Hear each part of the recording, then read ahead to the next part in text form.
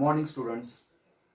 Now in this lecture we have seen the nucleophilic substitution reactions of haloarenes.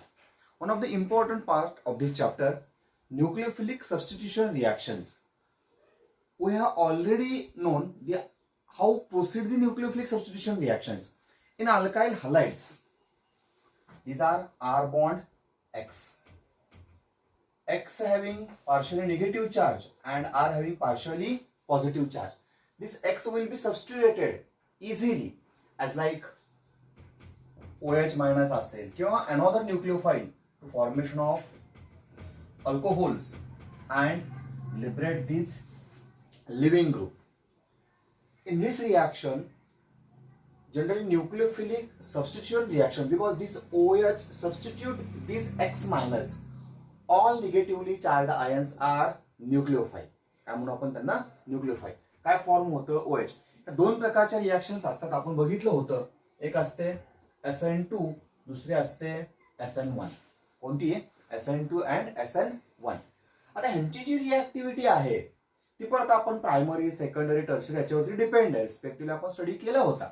आता हॅलोअरीन जे असतो तो generally aromatic compound आहे. As like आपण बघूया इथं.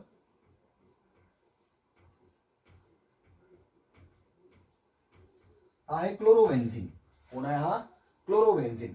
आता as comparative to alkyl halides, the reactivity of haloarenes are very weak towards the nucleophilic substitution reactions. याचाच अर्थ हे जे हॅलोअरीन्स असतात ते न्यूक्लियोफिलिक सबस्टिट्यूशन रिएक्शन सहजासहजी दाखवत नाहीयेत. त्यांची रिएक्टिव्हिटी काय?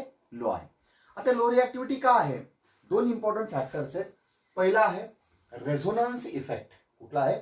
Resonance effect. And second one is this carbon linked to chlorine or halogen is an sp2 hybridized. In alkyl halide it is sp3 hybridized.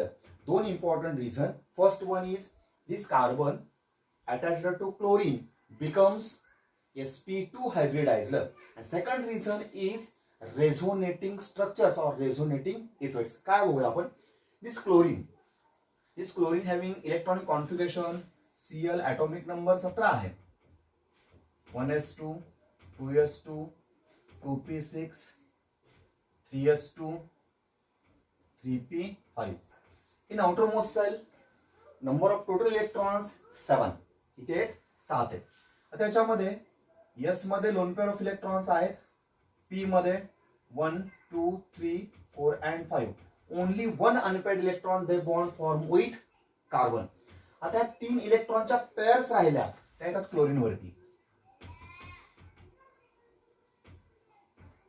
These electron pairs are responsible to less reactivity of chlorobenzene, means haloarenes. कशा पद्धतीनं आपण जर बघितलं की हा chlorine आहे, ह्या क्लोरीनची ही lone pair of electron ह्या बॉन्डला कॉन्जुगेटेड आहे. ह्या बॉन्डला काय आहे? कॉन्जुगेटेड आहे. Meaning of conjugation system alternate single double bond किंवा alternate double single lone pair of electrons किंवा 4 ते 5 प्रकारच्या कॉन्जुगेशन सिस्टम्स असतात. आता ही इलेक्ट्रॉनची पेअर म्हणजे डबल बॉन्ड कॅरेक्टर शो करते. हा सिंगल बॉन्ड आणि हा परत काय आहे? Double bond. हे काय? कॉन्जुगेशन आहे. म्हणजे क्लोरीन वरची असणारी लोन पेअर ऑफ इलेक्ट्रॉन ही रिंगला काय झाली? कॉन्जुगेट झाली. म्हणून काय होतं? ही इलेक्ट्रॉनची पेअर इझिली डिलोकलाइज होते. इथं ही इलेक्ट्रॉनची पेअर येते ortho position of respective chlorine. काय झालं? परत बघा. ही lone pair of electron means partially double bond character show करते. ह्या डबल बॉन्डला कॉन्जुगेटेड आहे.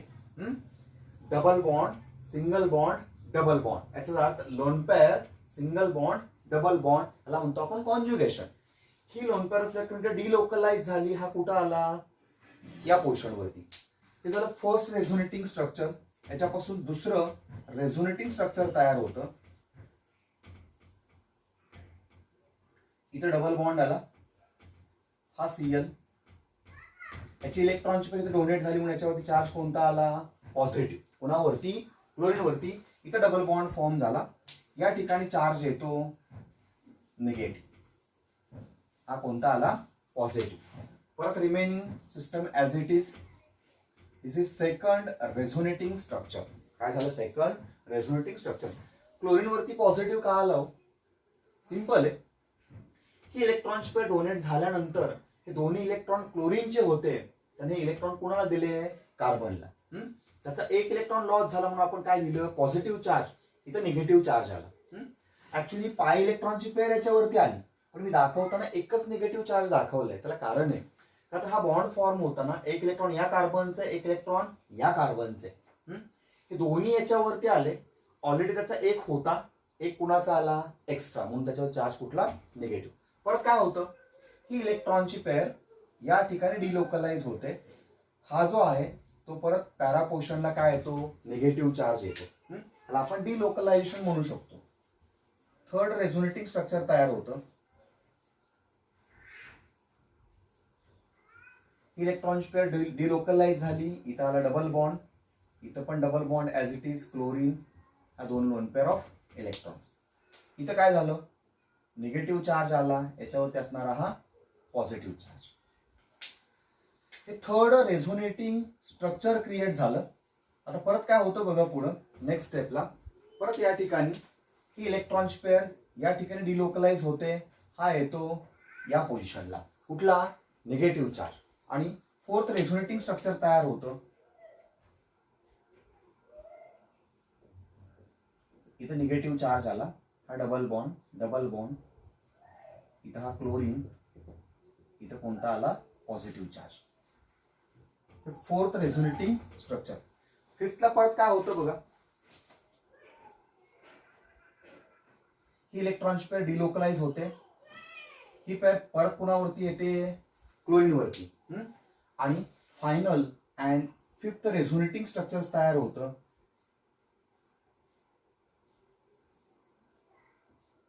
हा Cl as it is the इलेक्ट्रॉनच्या पेअर्स, आणि हे फिफ्थ स्ट्रक्चर तयार झालं. आता पाचही स्ट्रक्चर केअरफुली बघा. पहिला आणि पाचव्या स्ट्रक्चर मध्ये काय डिफरन्स आहे? आपण क्लोरोबेन्झीन आहे, तोही क्लोरोबेन्झीन आहे. फक्त पाय इलेक्ट्रॉनची जी पोझिशन आहे ती इथं होती, ती कुठं आली? इथं. थोडक्यात काय झालं? त्यांच्यामध्ये ऑस्युलेशन झाले. पाय इलेक्ट्रॉनची पेअर डिलोकलाइज झाली. याचा अर्थ हे आणि ते स्ट्रक्चर सारखंच आहे, फक्त रेझोनेटिंग स्ट्रक्चर्समुळं त्यामध्ये पाय इलेक्ट्रॉनची अरेंजमेंट फक्त वेगळी आली. बाकी कुठलेही ॲटम्स त्या ठिकाणी सबस्टिट्यूट किंवा रिअरेंज झालेले नाहीत.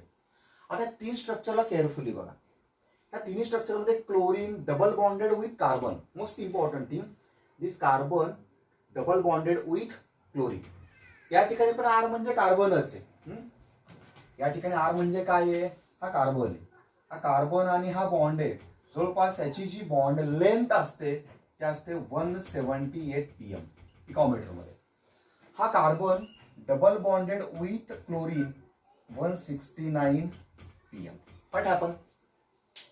याचे 178 PM आहे, म्हणजे बॉन्ड लेंथ जास्त आहे, बॉन्ड मोठे आहे. जेवढी बॉन्ड लेंथ जास्त तेवढा तो बॉन्ड वीक असतो.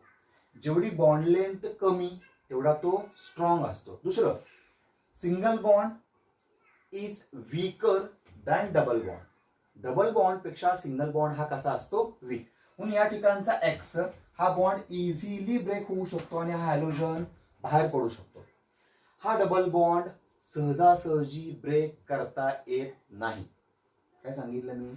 हा डबल बॉन्ड सहजासहजी ब्रेक करता येत नाही.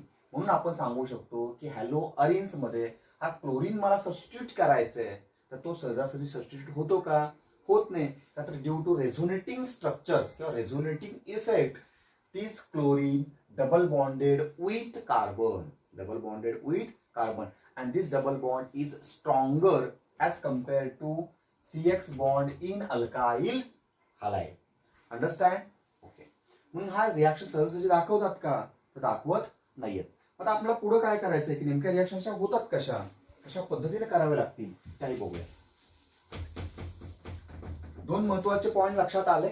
एक, resonating structures, carbon double bonded with chlorine and this bond having stronger. तरी आता ह्या त्यांच्या काही रिॲक्शन्स आहेत. जसं तुम्ही अल्कोहोलच्या प्रिपरेशन मेथडमध्ये रिॲक्शन केली होती, इथे घेतला होता तुम्ही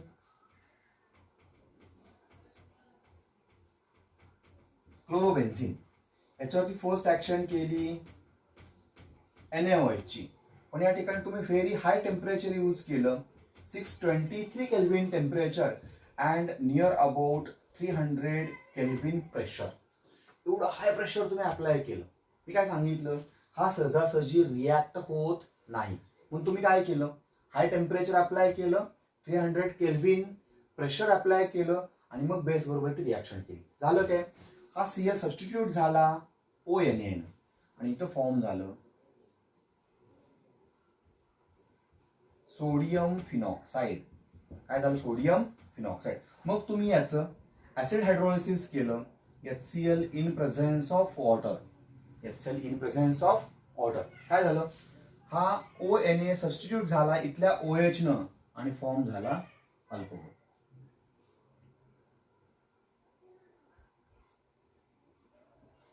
फॉर्म काय झाला, अल्कोहोल. आता रिॲक्शन तुम्ही आणखी शॉर्ट करू शकता. हा क्लोरोबेन्झिन आहे, आपण 623 केल्विनला 300 केल्विन प्रेशरला आपण काय केलं, 300 ऍटमॉस्फेरिक प्रेशर, 300 ऍटमॉस्फेरिक प्रेशरला रिॲक्शन केली. इथं काय झालं, Cl सबस्टिट्यूट झाला ONA न. आपण या ठिकाणी परत काय केलं, HCl अँड वॉटरला आपण ऍसिड हायड्रोलिसिस म्हणूया. इथं फॉर्म काय झालं, OH. हा Cl अँड Na फॉर्म होतो. आपण इथे काय लिहूया, NaCl ला आपण ऍसिड हायड्रोलिसिस म्हणतो, H2 आपण इथं यूज केलं होतं. आता ह्या रिॲक्शन तुम्ही शॉर्ट फॉर्मली कशा दाखवू शकता. हा क्लोरीन घेतला मी इथं, हा Cl आहे, याच्यावरती मी ऍक्शन केलेली आहे NaOH, बेस आहे at 623 kelvin temperature, 300 atmospheric pressure. हे फर्स्ट स्टेपला वापरलं आणि सेकंड स्टेपला H3O plus means H plus and OH minus, याला आपण म्हणतो ऍसिड हायड्रोलिसिस. काय म्हणतो आपण, ऍसिड हायड्रोलिसिस. तर या ठिकाणी हा जो OH आहे तो Cl ला सबस्टिट्यूट करतो आणि फॉर्म करतो फिनॉल. काय फॉर्म करतो, फिनॉल. जर आपण डायरेक्टली या न्यूक्लियोफिलिक सबस्टिट्यूशन रिॲक्शन्स केल्या तर आपल्याला हाय टेम्परेचर हाय प्रेशर वापरावं लागतं आणि असं कंडिशन्स मेंटेन करणं हे डिफिकल्ट आहे. हे काय आहे, डिफिकल्ट आहे. जनरली डाऊट प्रोसेस आहे. आपण फिनॉलच्या प्रिपरेशन मध्ये पहिली मेथड बघितली होती. आता मला काय करायचंय, जर आपण ह्या क्लोरोबेन्झिनला हा निगेटिव्ह चार्ज कुठं आलेला आहे, ऑर्थो आणि पॅरा पोर्शनला, अशा पोझिशनला जर आपण काही इलेक्ट्रॉन विड्रॉइंग ग्रुप अटॅच केले, जे इलेक्ट्रॉन काढून घेतात. लुक हियर,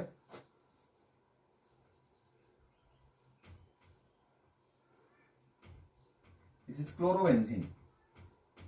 ह्याच्या ऑर्थो पोझिशनला आपण काय केलं, हा NO2 ग्रुप अटॅच केला. काय केला, NO2 ग्रुप अटॅच केला. आता NO2 ग्रुपचं काम काय आहे, तो इलेक्ट्रॉन विड्रॉइंग आहे, इलेक्ट्रॉन काढून घेतो. म्हणजे इलेक्ट्रॉनचा फ्लो या पद्धतीने राहतो. हा इलेक्ट्रॉनची पेअर तो काय करतो, काढून घेऊ शकतो. म्हणून हा Cl सबस्टिट्यूट होण्याची पॉसिबिलिटी याच्यापेक्षा जास्त आहे. याच्यापेक्षा काय जास्त आहे. कुणामुळे झालंय, याची रिॲक्टिव्हिटी इथं वाढली. कुणामुळे वाढली, याच्या ऑर्थो पोझिशनला सबस्टिट्युएंट आला, कुठला, NO2 आला. त्याला आपण नायट्रो ग्रुप म्हणू शकतो. पण या ठिकाणची कंडिशन काय होते रिॲक्शनची, तर ही रिॲक्शन आपण NaOH बरोबर ती केली बेस ऍट 330 केल्विन टेम्परेचर. इथे प्रेशरची पण गरज लागत नाही. आपण NaOH बरोबर ती रिॲक्शन केली 330 केल्विनला. इतकी ती वापरलं होतं 623 केल्विन आणि 300 ऍटमॉस्फेरिक प्रेशर. इथे विदाउट प्रेशर रिॲक्शन झाली in first step. Second step is always H3O plus. त्याला आपण ऍसिड हायड्रोलिसिस म्हणूया, त्याला आपण H plus in OH minus म्हणलं तरी चालतं. हा Cl सबस्टिट्यूट होतो OH ने आणि प्रोडक्ट फॉर्म होतो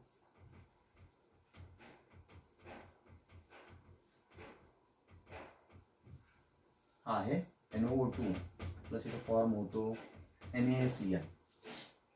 हा Na आणि हा Cl. आता याचं नाव काय आहे, याच्या ऑर्थोला नायट्रो ग्रुप आहे म्हणून आपण काय म्हणूया, ऑर्थो नायट्रो क्लोरो बेन्झिन. कुठला आला, ऑर्थो नायट्रो क्लोरो बेन्झिन. हा कुठले ऑर्थो नायट्रोफिनॉल, कुठला ऑर्थो नायट्रोफिनॉल. ही रिॲक्शन याच्यापेक्षा फास्ट होते, कमी टेम्परेचरला होते आणि इन प्रेझेन्स ऑफ बेस होते. आपण फक्त एकाच पोर्शनला NO2 दिला. समजा मी आणखीन एक पॅरा पोर्शनला NO2 वाढवला. काय केलं, पॅरा पोर्शनला NO2 वाढवला. आता ती रिॲक्शन इथं बघा.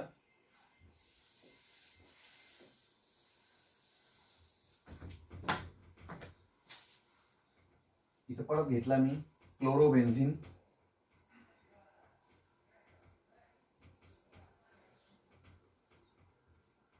हा क्लोरोबेन्झिन आहे. या पोझिशन आणि या पोझिशनला कुठला घेतला, इथे घेतला NO2, इथे घेतला NO2. आपण जस्ट काय केलेले, इलेक्ट्रॉन विड्रॉइंग ग्रुपची संख्या वाढवली. इथे इलेक्ट्रॉन विड्रॉइंग ग्रुप एकही नव्हता, इथं एक घेतला, रिॲक्टिव्हिटी वाढली. 2 घेतले, रिॲक्टिव्हिटी आणखीन वाढणार आहे. रिॲक्टिव्हिटी काय होणार आहे, आणखीन वाढणार आहे. आपण हीच रिॲक्शन वीक बेस किंवा माइल्ड बेसला करू शकतो. Na2CO3 Na स्ट्रॉंग बेस आहे, त्याच्या कम्पॅरेटिव्हली Na2CO3 हा वीक बेस आहे. म्हणजे आपण याची पण काय केलं, वीक केला आणि याची रिॲक्टिव्हिटी वाढल्यामुळे हीच रिॲक्शन होते. ओनली 303 केल्विन टेम्परेचर, टेम्परेचर पण कमी लागलं आणि प्रोडक्ट फॉर्म होतो.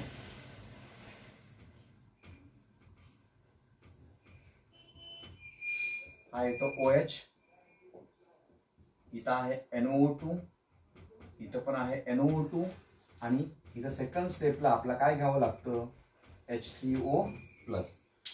आता जनरली हा 1 2 3 4 2,4 डायनायट्रोक्लोरोबेन्झिन आहे. 2,4 डायनायट्रोक्लोरोबेन्झिन आहे. इथं काय फॉर्म झाला, 2,4 डायनायट्रोफिनॉल तयार झाला. ओके. आणखीन एक इथं ऑर्थो पोर्शनला आपण काय केलं, आणखीन एक सबस्टिट्यूएंट वाढवला. आणखीन एक सबस्टिट्यूएंट वाढवला, कुठला, NO2 चा. काय रिॲक्शन होईल बघा.